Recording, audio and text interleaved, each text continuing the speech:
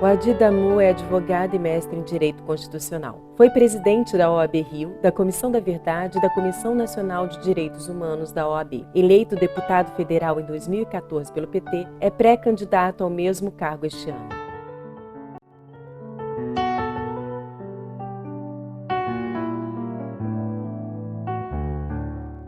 Isso é tão velho quanto a própria bandeira dos direitos humanos. A defesa dos direitos humanos, ela é alvo de todo tipo de desqualificação. Um deles é dizer que é algo estreito, é algo ideológico, é algo que é apanágio exclusivo, que é algo que é uma bandeira exclusiva da esquerda. Isso não é verdade. Há forças, há vertentes conservadoras aí mundo afora que militam, que defendem postulados dos direitos humanos.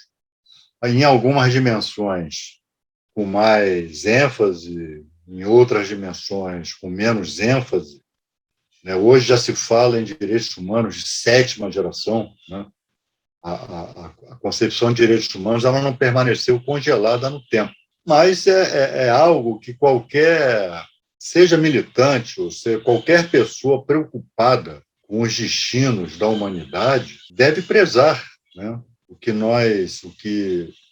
os séculos convencionaram chamar de direitos humanos. E os direitos humanos hoje operam nas mais diversas dimensões. Mesmo na dimensão ambiental, hoje nós temos aí os direitos humanos, quando nós defendemos aí meio ambiente, nós estamos tratando de direitos humanos. Assim como estamos tratando de direitos humanos quando denunciamos a violência policial, quando, ao longo do tempo, denunciamos crimes de lesa humanidade, tortura, enfim. Então, isso é apenas uma mera tentativa de desqualificar a bandeira dos direitos humanos, que é universal a uma suposta ideologia, no caso de esquerda. E é óbvio que qualquer militante de esquerda, aí sim, não é incompatível com o ser de esquerda e não defender direitos humanos. Não há essa possibilidade. Quem é de esquerda defende direitos humanos, sem sombra de dúvida.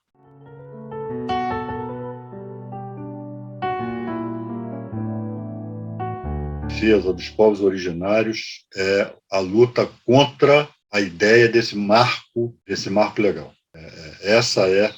Hoje, óbvio que tem uma série de questões, o respeito aos povos originários, o respeito, enfim, mas a questão do marco legal, essa é a questão. Porque eu já ouvi, inclusive, pronunciamentos de lideranças indígenas dizendo que se esse marco temporal não for barrado no Supremo, o que os portugueses não conseguiram, eles vão conseguir agora, que é a nossa extinção. Então, com base nessa visão de que o marco temporal é a luta definitiva, se for instituído um marco temporal, dificilmente nós conseguiremos ter eficácia na defesa dos povos originários aqui no Brasil.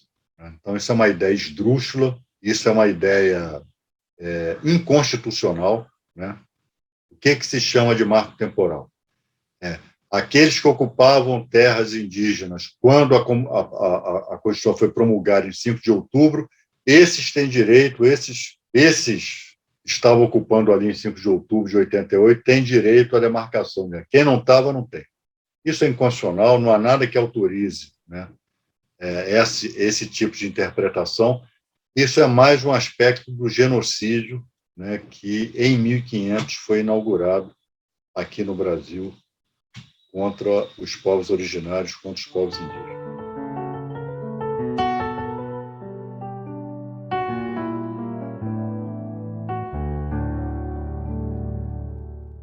Que não se trata meramente de o que fazer para coibir o crime, o que fazer para uma política urbana de segurança pública. Nós estamos falando de acontecimentos que ocorrem na vida doméstica, que ocorrem entre um homem e uma mulher, entre um homem e seu parceiro, uma mulher e sua parceira, enfim. Mas, normalmente, entre um homem e sua mulher. Isso se dá no âmbito doméstico, isso não se dá na via pública, normalmente. Violência acontece dentro de casa. Então, como coibir, né, de uma resposta difícil. Agora, com certeza, o primeiro caminho para que esses crimes não fiquem impunes é que as vítimas, né, denunciem. E isso é o primeiro obstáculo, que muitas vezes elas ficam com medo. Há mulheres, inclusive, que ficam com pena e acham que não deveriam denunciar seus parceiros, seus maridos, né, ou seja lá por amor, seja lá por reconhecimento por isso ou por aquilo. Mas o primeiro obstáculo é a vítima da agressão superar o medo e procurar a polícia. Temos que reconhecer que a Delegacia das Mulheres foi um avanço institucional ao longo do tempo aqui de combate, né, à violência contra a mulher, que sofre uma violência específica, sem sombra de dúvida. Nós vemos que a violência doméstica acontece em todos os estratos, das mais altas esferas sociais ao povo pobre. Então, ela não é característica exclusiva dessa ou daquela classe social. Então, não é exatamente falar em campanhas de esclarecimento. Eu acho que, hoje em dia, o homem médio, né, o cidadão médio, ele tem consciência de que ele está cometendo uma violência. Bater na sua esposa, bater na sua mulher, né, bater na sua filha, é crime. Se isso resultar em morte, é feminicídio. E que, de fato, aumentou sobremaneira com a pandemia pela convivência forçada, né? Mas não tem jeito. Aí tem que denunciar mesmo e não ter pena, não. Quem se vale de violência não merece piedade.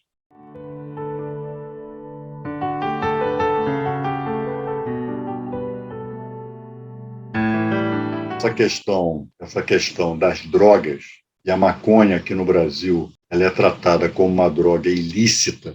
Nós sabemos os tabus que cercam esse debate. Nós temos aqui no Brasil uma política de segurança pública, por exemplo, calcada na guerra às drogas. Então, as drogas, assim como o aborto, são temas tabus, são temas em que não se quer debater, e são temas simplesmente criminalizados.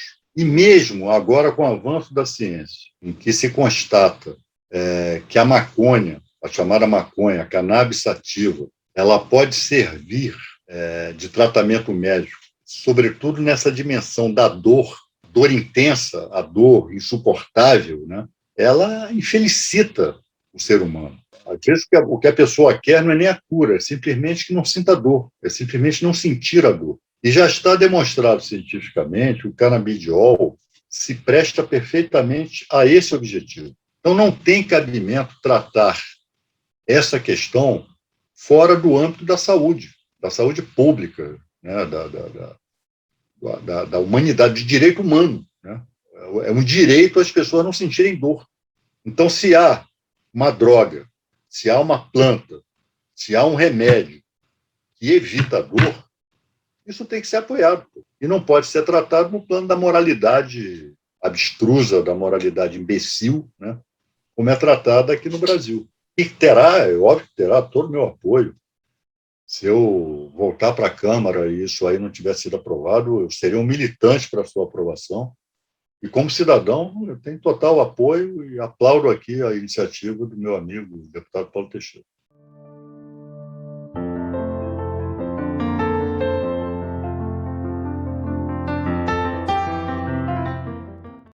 Nós temos que defender a liberdade de expressão, claro.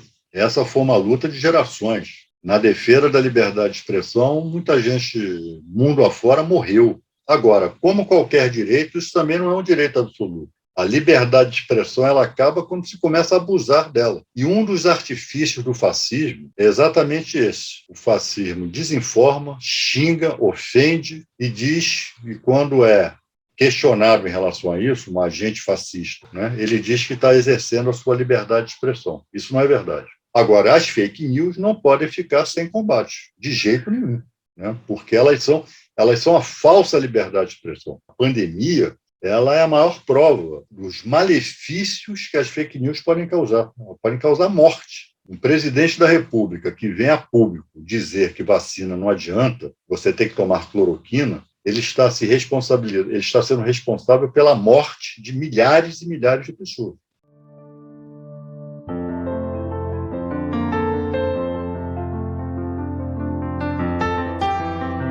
O bolsonarismo, ele pré-existe a Bolsonaro. Isso é um paradoxo aparente. Não que Bolsonaro seja um filósofo. Bolsonaro é um imbecil, né? Um analfabeto, um tosco, né? Eles não têm condições intelectuais de criar um sistema de pensamento, ainda que fascista. Ele não é um teórico do fascismo, ele é um prático. O bolsonarismo, por isso que eu digo que precede a Bolsonaro, por quê? Ele já existia na sociedade, Bolsonaro não fundou o chamado bolsonarismo, já existia na sociedade a revelia de Bolsonaro. Né? E a gente está chamando de bolsonarismo porque ele chegou à presidência e o que ele fez? Ele deu organicidade a essa turma, ele tirou essa turma do esgoto, ele tirou essa turma do obscurantismo. Essa turma acabou assumindo protagonismo aqui no Brasil a partir do Palácio do Planalto, de atividades ilícitas em torno do Palácio do Planalto, gabinetes paralelos, gabinetes do ódio. Isso tem que ser combatido legalmente, óbvio, mas tem que ser combatido sobretudo no plano das ideias. Nós temos que, sem medo, defender os princípios que sempre nos nortearam. O pensamento de esquerda, né? E a defesa do ser humano, a defesa da liberdade de expressão, a defesa da cultura. Você vê que a primeira coisa que o fascismo faz, ele mira logo, de imediato, quando assume o poder. É cultura, juventude e educação. Porque esses são itens de resistência, são dimensões de resistência. A resistência não se dá só combatendo nas ruas, né? Não é só debatendo em auditório. A resistência se dá, e sobretudo, no plano das ideias. Então, o chamado bolsonarismo tem que ser combatido em todas as frentes.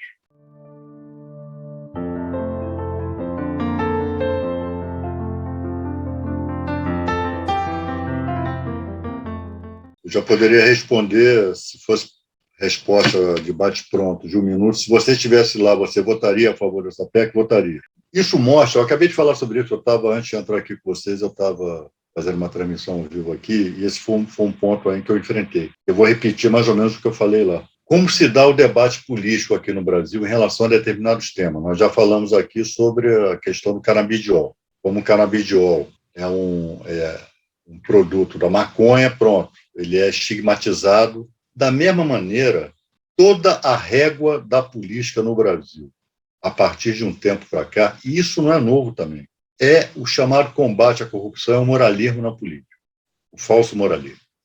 Então, tudo é norteado, não, mas isso aqui ajuda ou isso aqui atrapalha o combate à corrupção? Como se o Brasil não tivesse outros problemas, como se o Brasil não tivesse uma pandemia em que o governo exacerbou os seus efeitos, não tivesse devastação ambiental, não tivesse com a maioria do povo passando fome, não estivesse com mais de não sei quantos bilhões de desempregados, né? E aí vem com essa história de corrupção, como se o Brasil seria um paraíso se o único problema fosse a corrupção.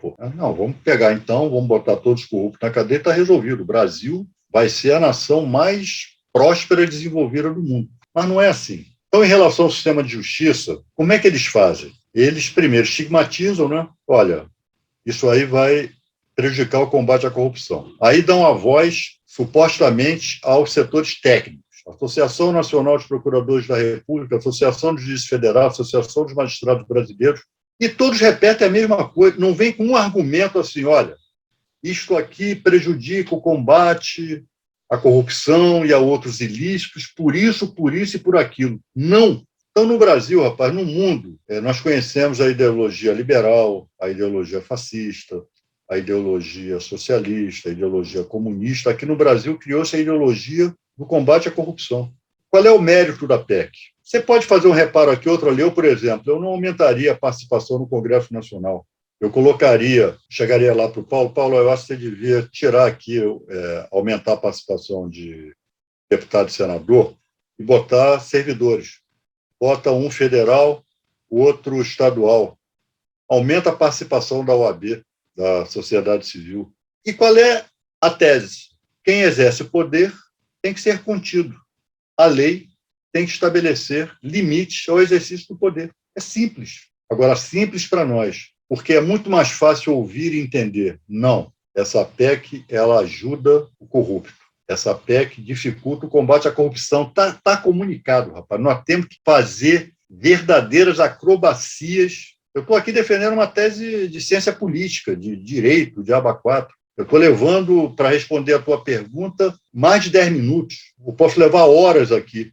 O cara lá, o Merval Pereira, Miriam Leitão, o cara aí do YouTube, ele chega lá e diz, não, essa PEC aí ela ajuda a corrupção. Inclusive, por isso que é de um deputado petista. O PT quer voltar a institucionalizar a corrupção aqui no Brasil. Está comunicado, é fácil, é de fácil entendimento. Então, a nossa vida não é fácil. Mas eu quero dizer aqui a você que eu apoio integralmente a PEC. Faria esses reparos, um reparo aqui, outro ali, mas apoiaria integralmente.